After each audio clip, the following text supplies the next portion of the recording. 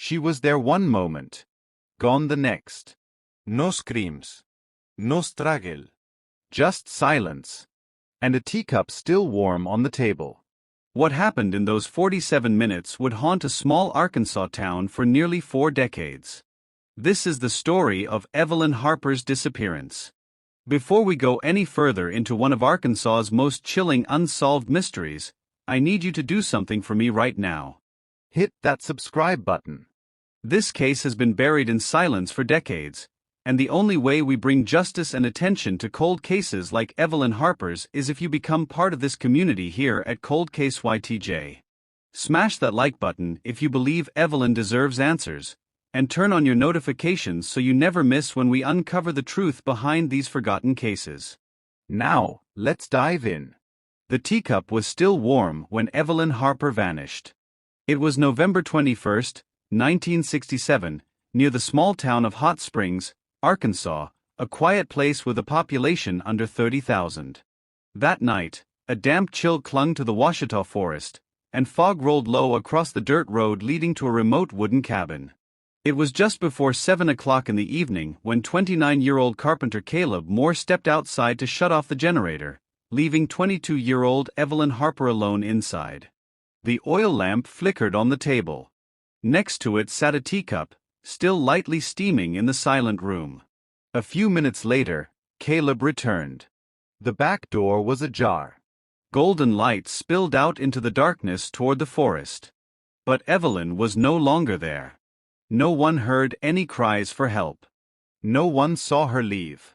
And what happened in the next 47 minutes would haunt Hot Springs for nearly 4 decades. On the evening of November 18, 1967, as the weather shifted to the harsh, dry cold of the Ouachita Mountains, the narrow road leading to the small wooden cabin on Flatiron Road, more than 10 miles from downtown Hot Springs, was so quiet that the sound of wind sweeping through old pine trees was the only thing you could hear. The dim yellow glow from the cabin was the only source of light on that deserted stretch of road. Evelyn Harper had arrived to meet Caleb Moore so they could drive into town together to listen to music. According to Caleb's recorded statement, Evelyn arrived dressed simply, carrying the small, everyday handbag she usually used. There were no signs she was preparing for a long trip or an overnight stay. They planned to leave before 7 o'clock in the evening. But Caleb said he needed a few minutes to go out back, to secure the auxiliary generator and put away some tools. The time Caleb spent outside was determined to be less than 10 minutes. Yet when he returned, Evelyn was nowhere to be seen. The wooden table where she had been standing was empty. The handbag she'd brought was gone. And the cabin was submerged in an eerie silence, completely void of the usual sounds of someone moving around inside. Caleb stated that he immediately checked around the cabin, from the front porch to the back porch, to the edge of the trees near the trail. But he found no footprints. No drag marks.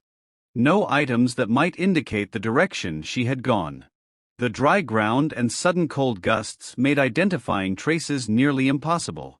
After about 20 minutes of fruitless searching, Caleb left the cabin and drove to the home of Marge Lane, Evelyn's close friend, who lived a few miles away in a residential area.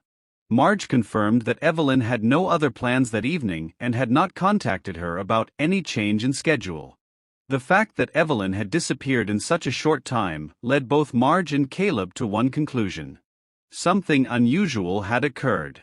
The two immediately got in the car and headed straight to downtown Hot Springs, to the Garland County Sheriff's Office, to report the incident. When Caleb Moore and Marge Lane entered the Garland County Sheriff's Office just before 11 o'clock at night, both were visibly confused and tense.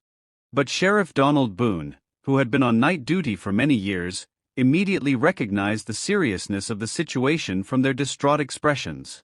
He led them into the report intake room, closed the door to minimize noise from the dispatch area, and began documenting the case using the standard paper forms for adult missing persons reports. Boone asked Caleb to describe the entire sequence of events, from when Evelyn arrived at the cabin until he discovered she was gone. Caleb clearly recounted the timeline. The time they met, the planned departure time, how he went out back for about 10 minutes, and returned to find Evelyn missing. Boone asked for details about Evelyn's last actions that Caleb had seen. She was standing by the table, preparing her handbag, waiting for him to come back inside so they could leave. When moving to the victim's personal information section, Marge provided details that Caleb didn't know. Evelyn lived with her cousin in a downstairs apartment near the elementary school where she taught. She had a normal family relationship with no serious conflicts, no mental health issues, and absolutely no prior history of running away or disappearing without notice. Boone paid particular attention to the information that Evelyn was not impulsive, rarely changed plans suddenly, and always informed Marge or her cousin when going out in the evening. Evelyn's activities that day were quickly reviewed. She taught school as usual in the morning, stopped by the grocery store in the afternoon to buy a few items, and went to meet Caleb in the evening as previously arranged. All the details pointed to Evelyn having a completely normal day with no signs of emotional disturbance or unusual behavior. Boone continued with key questions. Was Evelyn involved in any other relationship? Had she had recent conflicts with anyone? Caleb said no. Marge confirmed that Evelyn had not mentioned any threats, though lately she had been a bit more cautious when going out in the evenings, but hadn't specified why. Boone immediately requested contact information for Evelyn's family members, close friends, housemates, and anyone she might have seen that day so the on-duty team could verify. Alongside gathering personal and social relationship information, Boone noted the time Evelyn was last seen, around 7 o'clock in the evening at the cabin on Flatiron Road, and the time Caleb discovered she was missing, estimated to be less than 10 minutes apart. This made Boone particularly alert. Because disappearances in such a short time frame often involve coercion or external intervention. After completing the basic information, Boone conducted a quick verification through dispatch. There were no accident reports on the route from the cabin to town. No emergency calls from the Flatiron Road area. And no witnesses reporting seeing Evelyn after she left the cabin. He checked internal records and confirmed that Evelyn had never been entered into the system for any prior missing persons reports, violations, or mental health treatments, a factor that further reinforced the view that this was not a voluntary departure. Boone also considered the possibility that Evelyn might have left the cabin in a panic or injured. But Caleb's description of the scene, no screams, no signs of major disturbance, no items left behind, made him unable to rule out third-party involvement. Summarizing all the data, Boone decided to open an official missing persons file, assigning a temporary number based on the intake time. He noted that the area where Evelyn disappeared was right next to the Ouachita forest, with complex terrain, few residences, and absolutely no lighting at night, making a nighttime search futile and dangerous. Based on experience, Boone concluded they needed to wait until dawn to conduct a field inspection around the cabin. He planned to send a team consisting of himself and Deputy Riley to the scene at first light to assess the abnormality of the space where Evelyn went missing. As they left the report room, Boone instructed the on-duty staff to log the case in the night log, marking it as medium priority, but with potential for upgrade if the morning scene revealed signs that this was not a routine missing persons case. Caleb and Marge left the sheriff's office in heavy anxiety, while Boone began reviewing the newly created file to prepare for the first morning cabin inspection. The next morning, around 6:20 in the morning, Sheriff Donald Boone and Deputy Frank Riley left the office and drove the patrol car toward Flatiron Road, to the cabin where Evelyn Harper was last seen. Dawn was just breaking. Thick fog still covered the dirt roads, limiting visibility and making the atmosphere heavier than usual. As the car turned onto the narrow driveway leading to the cabin, Boone instructed Riley to temporarily set up a barricade with marking tape to preserve the scene while they conducted the initial inspection. Caleb Moore's cabin was isolated on the edge of the forest, with no other homes within nearly half a mile. Boone noted this, because disappearances in remote areas always carry a risk of external involvement. Before entering for inspection, Boone recorded an overall observation. No unfamiliar vehicles in the area. No clear footprints on the dry ground. Only scattered pine needles swept by the wind around the porch. The cabin showed no signs of forced entry from outside. The front door was still locked. And the back door, as Caleb had stated the previous night, was still ajar. Boone asked Riley to first check the entire area around the cabin to assess peripheral disturbance. Riley discovered a slight scuff mark on the ground under the back steps, like something dragged or a foot slipping on damp soil. However, the loose soil made it hard to determine whether it was a sign of panic or just normal marks from Caleb or Evelyn moving around. Boone carefully noted the location in his notebook. Because the scuff was right at the back door, where Caleb said he had just stepped out briefly before returning to find Evelyn gone, which could be significant in evaluating the victim's direction of movement. Upon entering the cabin, Boone instructed Riley not to touch anything until he had observed the overall layout. The interior of the cabin was small and simply furnished. A wooden table by the window, a single chair, a small cabinet near the back door, and a cooking area to the left. There were no signs of a strong struggle or items knocked over. But Boone noticed that the wooden chair was slightly out of its normal position, not parallel to the table, but turned slightly diagonally toward the front door. Caleb had not mentioned the chair being pushed aside or anyone sitting in it the night before. Though no conclusions could yet be drawn, Boone still recorded the chair's position on the diagram. On the table surface, there were no items belonging to Evelyn. No handbag. No scarf. No compact. And no signs that she had left anything in the cabin. This aligned with Caleb's statement that Evelyn had her handbag with her as she prepared to leave. Boone opened the cabinet near the back exit and noticed that the door was slightly ajar, not fully closed, but with no signs of prying. Inside were just a few gardening tools and a bottle of lamp oil. The ajar cabinet door could simply mean Caleb hadn't closed it properly. But Boone still noted it, because the cabin was small, and any detail could relate to third-party movement. After the overall observation, Boone proceeded to examine the back door area. This was the door leading to the space behind the cabin where Caleb said he had gone to shut off the generator. The back door was not damaged. The hinges were intact. And the wood surface had no cuts or pry marks. However, Boone noticed faint handprints and a slight horizontal smudge on the wood, higher than the handle. It was impossible to determine whether the marks belonged to Caleb, Evelyn, or someone else. But Boone recorded them, because the location matched the path Caleb said he had taken. Outside the back door, Riley reported an additional second scuff mark near the transition from the cabin floor to the ground. These two scuff marks were not deep enough to confirm dragging, nor clear enough to conclude they were footprints from running. Boone concluded that these were unusual but inconclusive signs, as the crumbly dry soil could produce such marks from any movement. While continuing to check the surrounding area, Boone asked Riley to scan for any personal items that might have been dropped. Rings, handkerchiefs, accessories, anything Evelyn might have lost if leaving the cabin in fear or off balance. However, nothing belonging to Evelyn was found within the cabin's vicinity. No notes.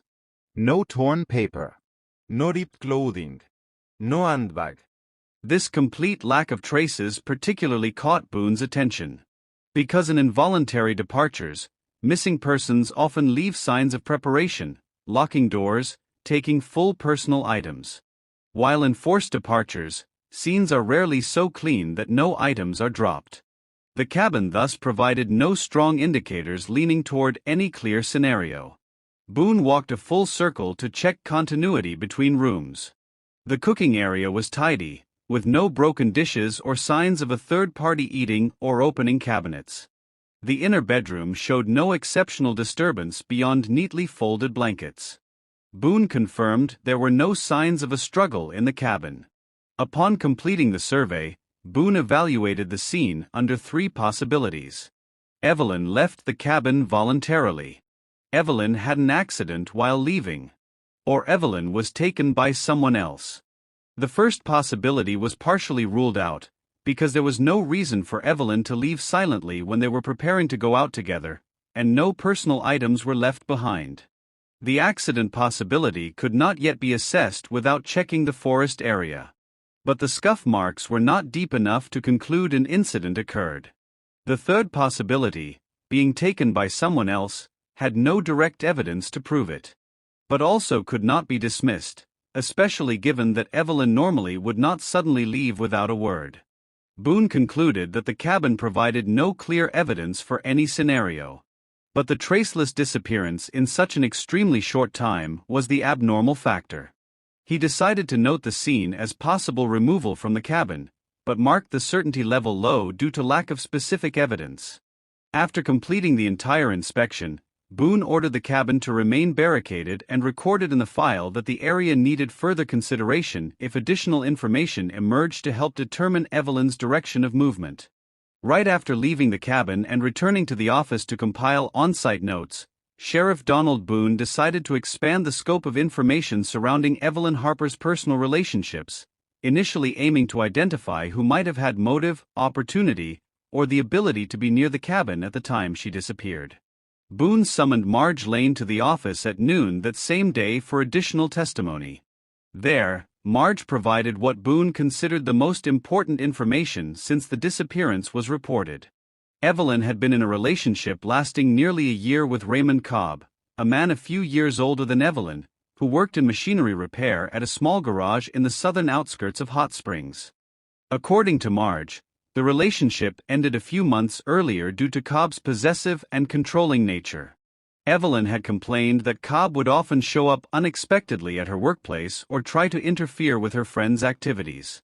Marge did not say Evelyn had ever been directly threatened, but she confirmed that her friend had gradually reduced contact with Cobb, even avoiding meeting him in the final weeks they were together. Boone noted this detail because controlling behavior and difficulty letting go are often warning signs in missing persons cases. After completing Marge's statement, Boone moved on to checking Raymond Cobb's background through local records. The basic information came up clearly. Cobb lived in a single-story house in southern Hot Springs, about a 20-minute drive via mountain roads from the cabin. His primary occupation was as a mechanic at a small garage. He had a history of traffic violations but no criminal record. He lived with an elderly uncle. The records also showed that Cobb owned a 1965 red Ford F-100 pickup truck, a detail that made Boone pause longer than usual. Because Caleb Moore had mentioned seeing a red pickup truck passing the cabin entrance on the exact evening Evelyn disappeared. Although this match could not be considered evidence, Boone determined that he needed to meet Cobb as soon as possible to verify his presence that night. Early in the afternoon, Boone and Deputy Riley arrived at Cobb's address. When they got there, Cobb was standing in the garage, hands covered in engine grease, apparently working on a truck's brake system. Boone introduced the purpose of the visit and asked Cobb to take time to answer a few questions related to Evelyn Harper. Cobb appeared surprised, just enough. Not overly panicked, nor cold. A reaction Boone often saw in people confident they were not involved. When Boone asked about the relationship with Evelyn, Cobb admitted they had dated, but insisted they had parted amicably and gone their separate ways a few months earlier. When asked if he had any recent contact with Evelyn, Cobb said they no longer met, and he had no reason to go to Caleb Moore's cabin that evening.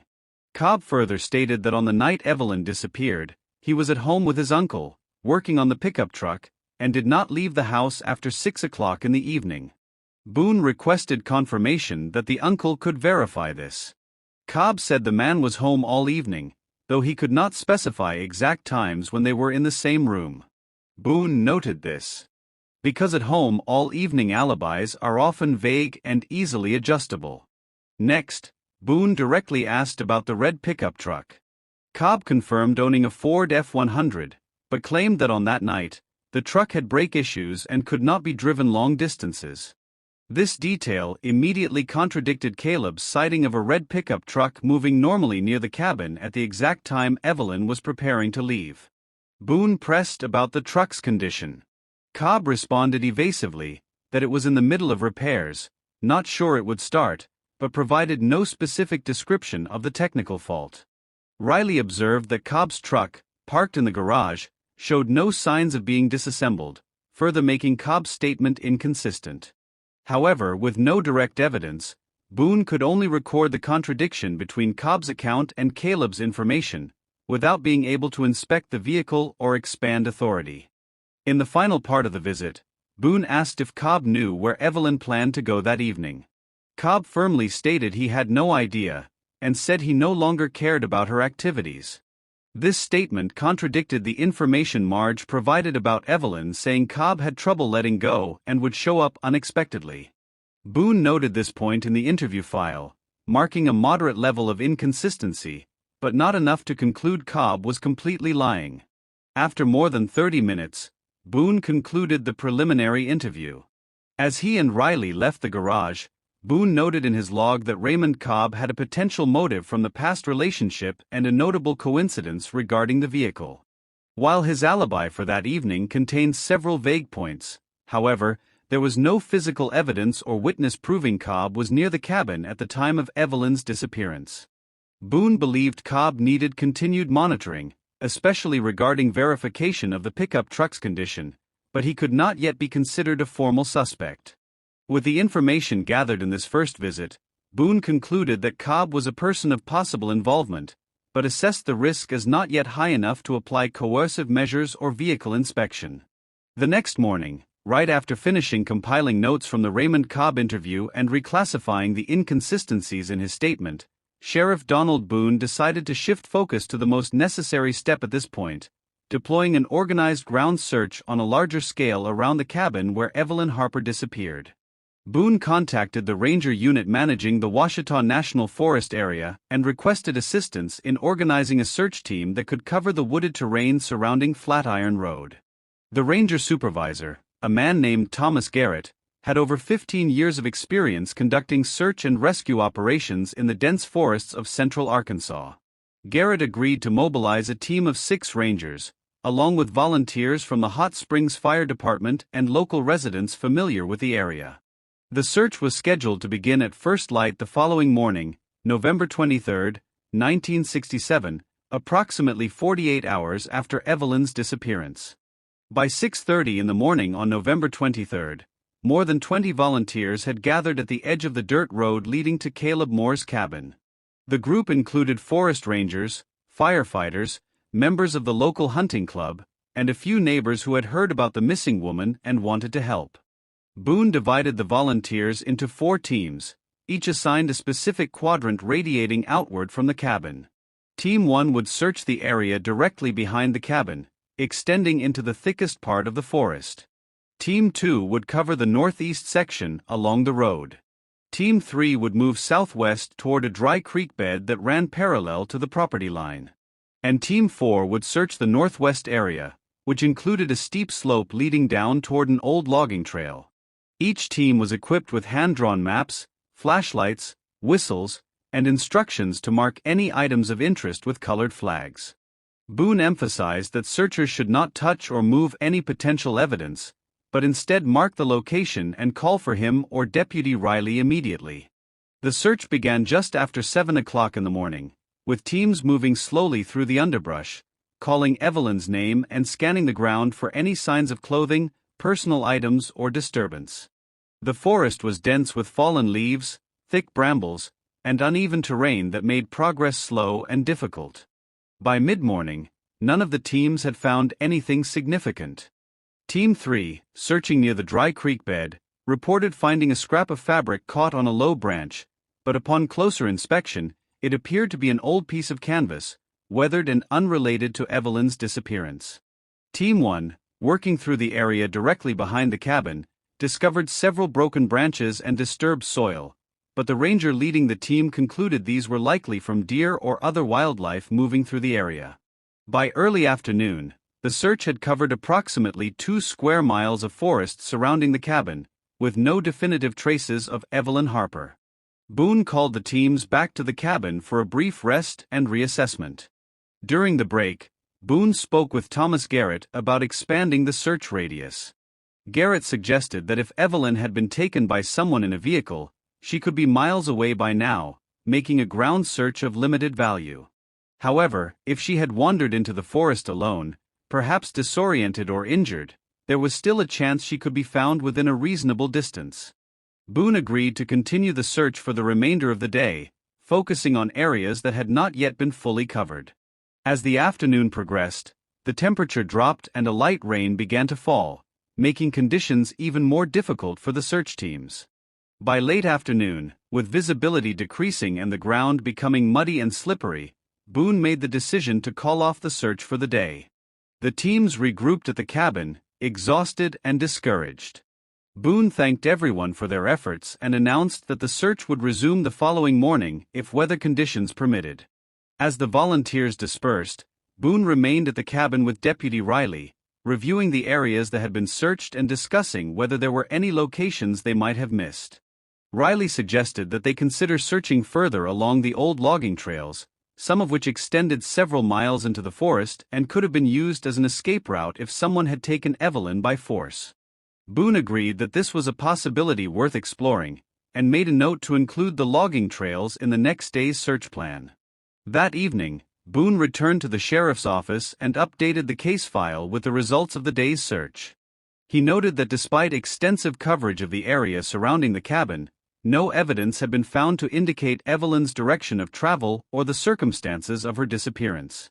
The lack of physical evidence was deeply troubling to Boone, as it suggested either that Evelyn had been removed from the area very quickly, or that the scene had been carefully managed to avoid leaving traces.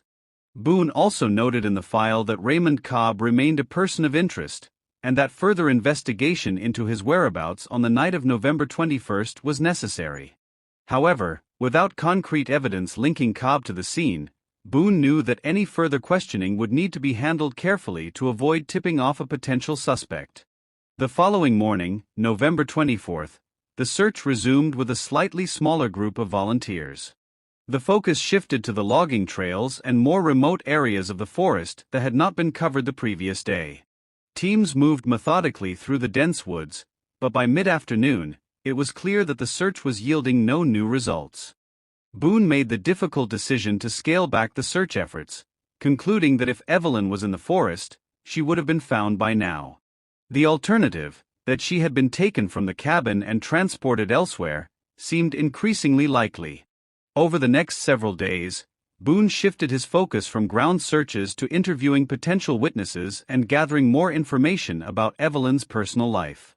He spoke with Evelyn's cousin, who confirmed that Evelyn had been in good spirits in the days leading up to her disappearance and had not mentioned any concerns or plans to leave town. Boone also interviewed several of Evelyn's colleagues at the elementary school where she taught, all of whom described her as responsible, reliable, and well-liked. None of them could think of any reason why Evelyn would voluntarily disappear, and none had noticed anything unusual in her behavior. Boone also followed up on the information about Raymond Cobb, conducting a second interview with Cobb's elderly uncle to verify Cobb's alibi for the night of November 21st. The uncle confirmed that Cobb had been at home that evening, but his account was vague and lacked specific details. When Boone pressed for more information, the uncle became defensive and refused to answer further questions without Cobb present. This defensive reaction raised Boone's suspicions, but without additional evidence, he could not justify obtaining a warrant to search Cobb's property or vehicle. As November turned into December, the case began to stall. Despite Boone's efforts to follow every lead and interview every potential witness, no new information emerged that could definitively explain what had happened to Evelyn Harper. The lack of physical evidence, combined with the remote location of the cabin and the short window of time in which Evelyn disappeared, made the case exceptionally difficult to solve. Boone continued to work on the case intermittently over the following weeks, but as other cases demanded his attention and the trail grew colder, the investigation gradually slowed. By early January 1968, the case was effectively at a standstill. Evelyn Harper had vanished without a trace, and despite extensive searches and interviews, Sheriff Donald Boone had no solid answers to offer her family or the community.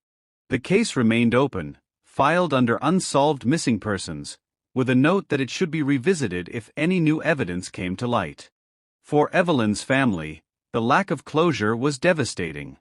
Her cousin, who had shared a home with Evelyn, struggled to accept that Evelyn was gone and held out hope that she might one day return. Marge Lane, Evelyn's closest friend, was haunted by the knowledge that Evelyn had been cautious in the weeks before her disappearance, suggesting she may have sensed some kind of danger. Marge often wondered if there was something she could have done differently, some warning signs she had missed that might have prevented the tragedy. In the years that followed, Evelyn's disappearance became a local legend in Hot Springs, whispered about in coffee shops and passed down through generations. Some residents believed that Evelyn had been the victim of foul play, taken by someone who knew her and had carefully planned her abduction. Others speculated that she had suffered an accident in the forest and her body had simply never been found. And a few, clinging to hope, believed that Evelyn had chosen to leave her old life behind and start anew somewhere far away. If you're still watching at this point, drop a comment with "I'm still here." Let's see who's truly following this shocking story. Your engagement helps us bring attention to these forgotten cases, and it shows that Evelyn's story still matters. Now, let's continue. Raymond Cobb, the ex-boyfriend who had been questioned by Sheriff Boone, continued to live in Hot Springs for several more years after Evelyn's disappearance. He never spoke publicly about the case, and according to those who knew him, he showed no outward signs of guilt or remorse. However, Cobb's life took a downward turn in the early 1970s. He lost his job at the garage, developed a drinking problem, and eventually moved away from Hot Springs to an unknown location. Some who remembered the case believed that Cobb's decline was a sign of a troubled conscience, while others saw it simply as the result of personal failings unrelated to Evelyn's disappearance. Caleb Moore, the carpenter who had been with Evelyn on the night she vanished, also struggled with the aftermath of the case. He was questioned multiple times by Sheriff Boone and other investigators, and while he was never formally considered a suspect, the scrutiny took a toll on his reputation and his mental health. Caleb eventually sold the cabin on Flatiron Road and moved to a different part of Arkansas, hoping to escape the shadow of that terrible night. He rarely spoke about Evelyn's disappearance, and when he did, it was with a deep sadness and a sense of helplessness.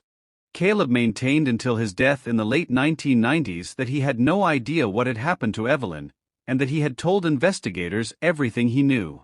As the years passed, the Evelyn Harper case faded from public memory, overshadowed by other crimes and tragedies.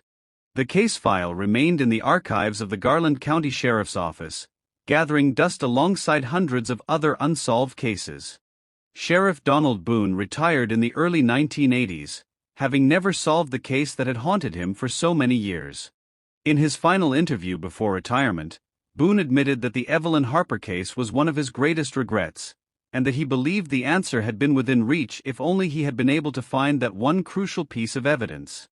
In the decades that followed, advances in forensic science and investigative techniques offered new hope for solving cold cases like Evelyn's. DNA analysis, improved crime scene processing, and digital databases made it possible to revisit old cases with fresh eyes and new tools.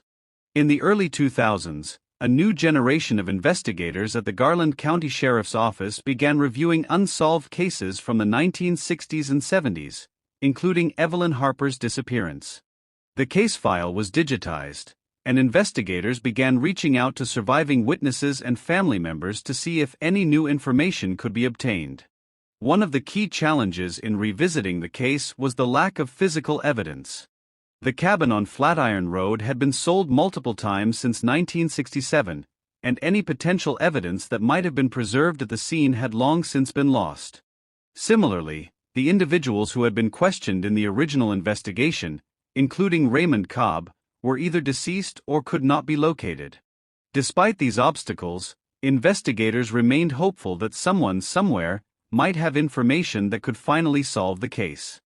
In 2008, more than 40 years after Evelyn's disappearance, the Garland County Sheriff's Office made a public appeal for information, releasing details of the case to local and national media. The appeal generated renewed interest in the case, and several tips were called in to the sheriff's office. Most of the tips were general in nature or based on speculation, but one tip stood out as potentially significant. An elderly woman who had lived near Hot Springs in the 1960s contacted the sheriff's office and reported that she had seen a red pickup truck parked on a remote forest road on the night of November 21, 1967. The woman said she had not thought much of it at the time, but after seeing the appeal for information, she realized that the location and timing matched the details of Evelyn Harper's disappearance. Investigators followed up on this lead, attempting to determine the exact location where the truck had been seen and whether it could be connected to Raymond Cobb or any other person of interest. However, after more than 4 decades, the woman's memory was understandably vague, and she could not provide enough specific detail to move the investigation forward. The lead, while intriguing, ultimately did not produce any concrete evidence. Another tip came from a man who claimed to have been friends with Raymond Cobb in the late 1960s. The man, who wished to remain anonymous, told investigators that Cobb had once made a disturbing comment about Evelyn Harper, suggesting that she had gotten what she deserved for breaking up with him. The man said he had always found the comment strange, but had not reported it to police at the time because he did not think it was significant. Investigators attempted to verify this information, but without corroborating evidence or additional witnesses, it was impossible to determine whether the comment was genuine or simply a product of hearsay and faulty memory. Despite the renewed attention and the influx of tips, the 2008 appeal did not result in a breakthrough in the case. The Evelyn Harper investigation remained unsolved, and investigators once again returned the case file to the archives. However, the case was not forgotten. In recent years, true crime enthusiasts, amateur investigators, and online communities have taken an interest in Evelyn's disappearance, analyzing the details of the case and proposing various theories about what might have happened.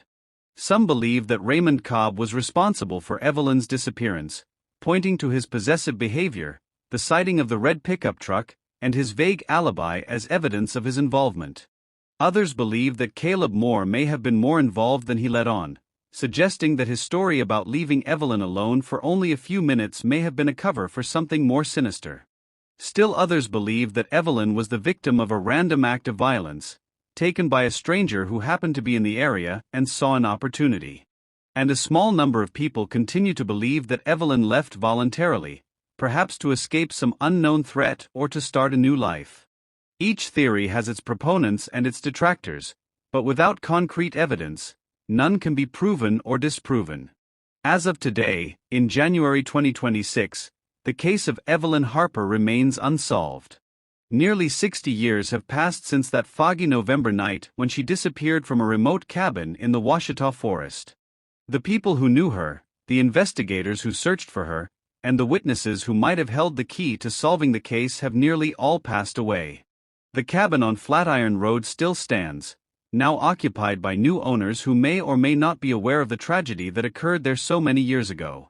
The forest surrounding the cabin is as dense and unforgiving as it was in 1967, holding its secrets close and offering no answers. For those who continue to search for the truth, Evelyn Harper's case represents both a mystery and a cautionary tale. It is a reminder of how quickly a life can be lost, how easily a person can vanish, and how difficult it can be to find answers even when investigators do everything right. It is also a reminder that every unsolved case represents a real person, with a real family, who deserves justice and closure. Evelyn Harper was not just a name in a case file. She was a teacher, a friend, a cousin, and a young woman with her whole life ahead of her. She deserves to be remembered, and her case deserves to be solved. As we close this chapter on Evelyn Harper's story, I want you to understand that cases like this are never truly closed. They remain open in the hearts of those who loved the victims, in the minds of investigators who refuse to give up, and in the collective memory of communities that refuse to forget. If you have any information about Evelyn Harper's disappearance, no matter how small or seemingly insignificant, please contact the Garland County Sheriff's Office. Your tip could be the one that finally brings justice for Evelyn. And now, before we end, I need you to do something. If this case moved you, if you believe Evelyn Harper deserves justice, then subscribe to Cold Case YTJ right now. Hit that like button, share this video with everyone you know, and leave a comment telling me what you think happened to Evelyn. Was it Raymond Cobb? Was it someone else entirely? Or is there a detail we've all missed? Your voice matters in keeping these cases alive. Together, we can make sure that Evelyn Harper and victims like her are never forgotten. Thank you for watching, and I'll see you in the next case.